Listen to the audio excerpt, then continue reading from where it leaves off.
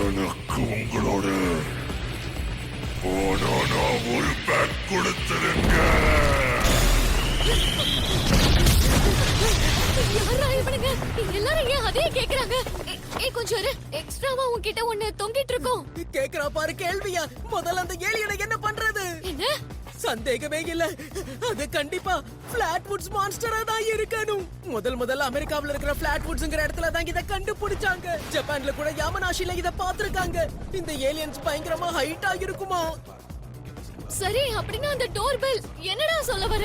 அப்படின்னா பேயோ ஏலியன்ஸும் ஒண்ணா? இத பத்தி நிறைய ஸ்டடிஸ் பண்ணிருக்காங்க. ஸ்பிரிச்சுவல் பினாமினாவை பாக்குறவங்களால யுஎஃப்ஓவையும் பார்க்க முடியுமா?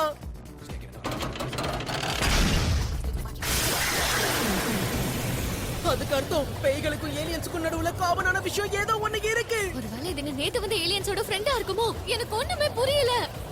நம்ம ரெண்டு பேரும் சீக்கிரம் ஏதாவது பண்ணலனா இந்த விஷ போக நம்மள கொன்னுடும். நான் அது கூட சண்டை போடணும்னா என்னோட பவர்ஸை யூஸ் பண்ணணும். ஆனா அதால உனக்கு பாதிப்பு ஏற்படும்.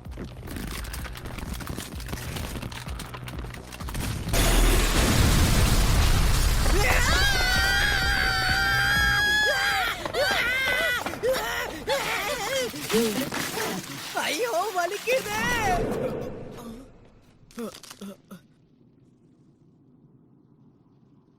என்னடா இது? ஐயோ,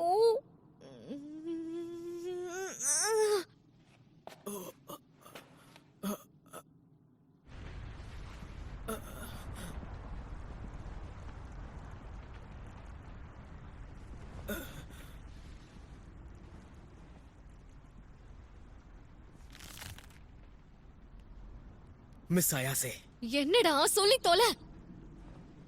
நான் எதிர்த்து சண்டை போட போறேன். சாபம் என்ன கண்ட்ரோல் பண்ணாலும் பரவாயில்ல. எனக்கு பைத்தியம் பிடிச்சிருச்சு.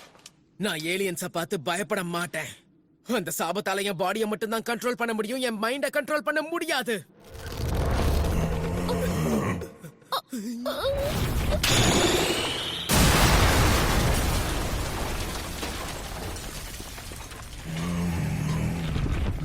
சொல்றது ஈஸி, ஆனா செய்யறது தான் கஷ்டம். நான் இன்னும் என் பவர்ஸ முழுசா கண்ட்ரோல் பண்ண கத்துக்கல.